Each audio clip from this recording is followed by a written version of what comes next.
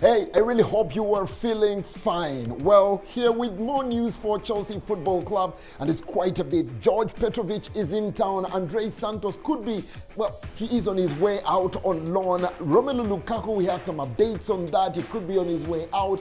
And then, of course, for Mo Kudus, it looks like he will not be coming to Chelsea, sadly for so many of us, and there is something for us to look forward to as far as January is concerned, and that is something to do with Ivan Toney. All of that we're going to be discussing in this particular video, so thank you so much for joining us. My name is Desire Derek von Mogomisa, and yes, I urge you to subscribe to this channel. I ask you to turn on the notification bell so you don't miss out on any other video we get to bring out, and very importantly, share this content as far and wide as you can so more Chelsea fans and football fans can get to share in this bliss. Again, yes, follow me on Twitter at @dmogomisa, and that is also on Instagram as well as @ddmogomisa on TikTok. Let's get straight into it. It has been Fabrizio Romano Day as far as Chelsea is concerned. He's had some quite huge headlines. We'll be starting off with this particular one.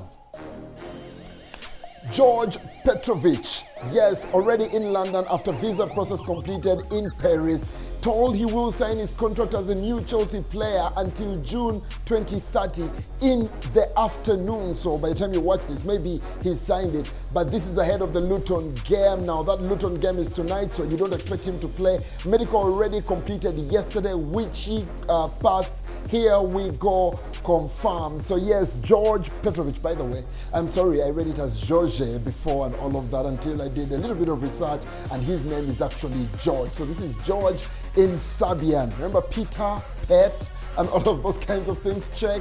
Well, interesting that they are in the same position. But yes, Djordje Petrovic coming through. And of course, we've seen all the beautiful reviews that have been had on this particular goalkeeper. If you missed that one, I did a complete 5 reasons as to why we should be excited for this signing. And I'll be putting it right here, so look out for that. But that's not the only news that we do have this morning or today. We have quite some of it coming through, because we also know that Andrey Santos is also in the headlines, and Fabrizio Romano was also reporting on that one a little bit earlier. He's prepared to undergo medical tests as a new Nottingham Forest player on loan from Chelsea. Move approved also on the player side. Chelsea believe that this is the best option for Andre to be a regular starter and return in June. Now, of course, I will want to connect this story to a few of the comments coming in from Mauricio Pochettino in that press conference when he was asked about that attacker and who they are looking for, and the couple of conditions needed to align, which I believe price points are also very crucial in that, but also the profile of the player and what they bring to the team. Now, there is a player from Nottingham Forest that we've been interested in for a while that we failed to agree on fees. A few days ago, there were reports that if there are players involved as far as a loan to soften that and all of that, maybe this deal could go through. This deal gives me the vibes of Sanchez from Brighton to Chelsea, and how that would then, of course, inform the Caicedo deal. It didn't exactly work out that way, but I'm thinking that this loan kind of softens the stance on Nottingham Forest, and maybe we will be getting Brennan Johnson on some much fairer terms than the £50 million that we were being quoted earlier. Now, on that note, we move on to the next big story. This one coming in from a man that made an interview that has never had the consequences of which go away from him. Romelu Lukaku. No European club seems to want him. There were a couple of Saudi clubs that wanted him. He refused to get indulged in those particular ones. And now this morning, we are getting some more headlines coming through. Let's look at those.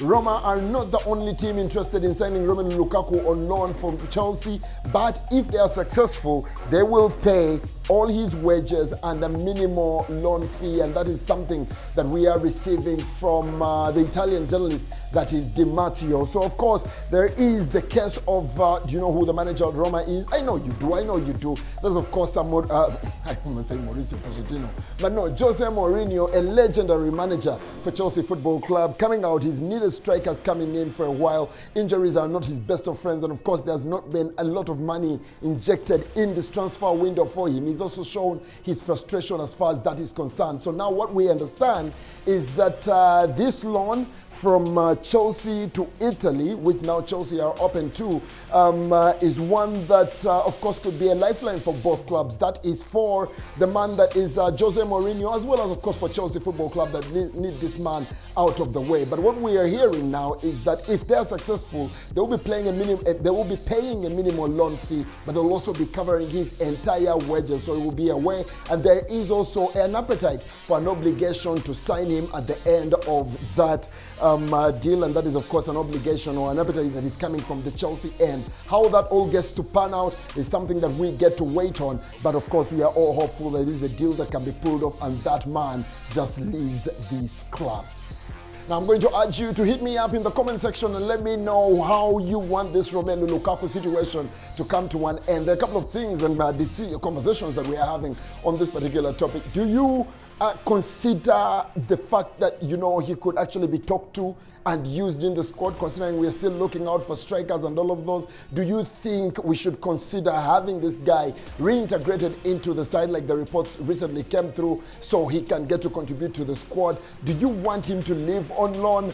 Is it that bad that you cannot consider him staying? And even if he goes, remember he's the one who holds the shirt number 9 for Chelsea right now. Mauricio Pochettino has come out to state that, they want the kitsman to bring out all the jerseys and they do something so they can break that curse if it is there and all of that. Is that something you believe in? It was a little bit creepy on my part, but is that something you believe in? Is there something we can do with that number 9 shirt? Of course, there are arguments also out there that Tammy Abraham managed to do great stuff in that jersey as an academy kid. Is it a number that we keep for the kids, Basto maybe, or something like that? I would want to hear from you. Or are you excited that David Washington is finally here and maybe he could take on that shirt number 9 jersey? Let me know in the comment section. Let's have that conversation. For now, we're going to be moving on from that and talking a guy that we look like we shall not be getting unless we pull off yet another hijack. Mo Kudus, he seemed to be the guy that will be coming in on that right wing position, who is also capable of playing as a striker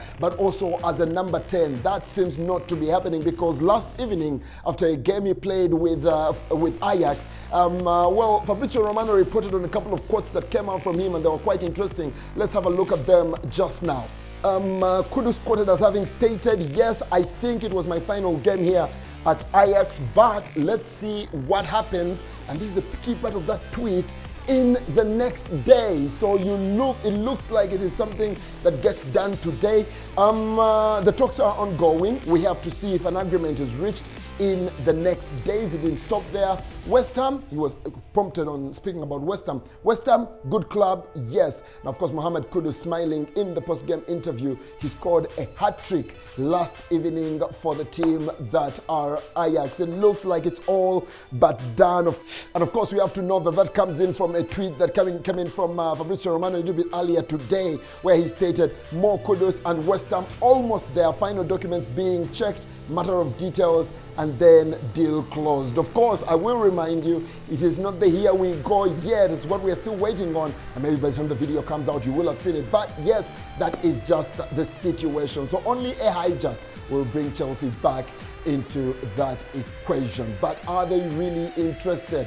That is something we have to wait on and see. But for now, let's get to move on to our final story today. We got something coming in from Simon Phillips, and that is Chelsea are being informed weekly on how Ivan Toney's off-pitch training is going ahead of a potential January pursuit.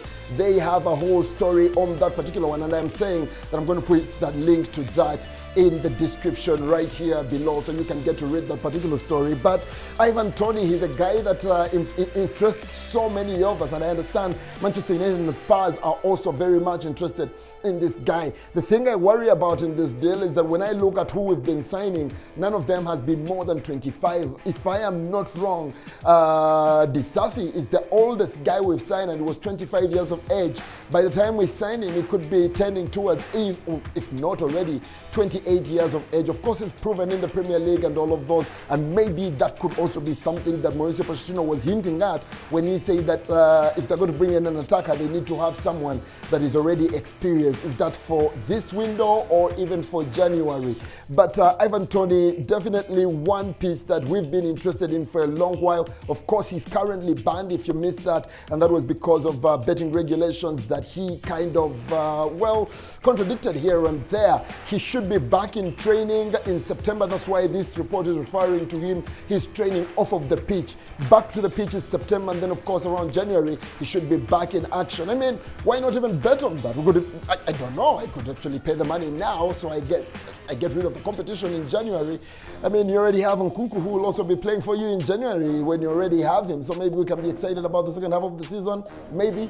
I do not know. Let me know what you think about those links that we have with Ivan Toney in the comment section below. Let's have those conversations continuing as well on social media. I am at D Mugumisa on both Instagram and X, and of course at D Mugumisa on TikTok. Subscribe to the channel. I continue to urge you, as well as of course ask you to turn on that notification bell and share this content with as many people as you know. My name is Desire Derek Ford Mugumisa. As always, grateful that you continue to be a part of this journey that we are on. And yes, I urge you to keep that blue flag flying high.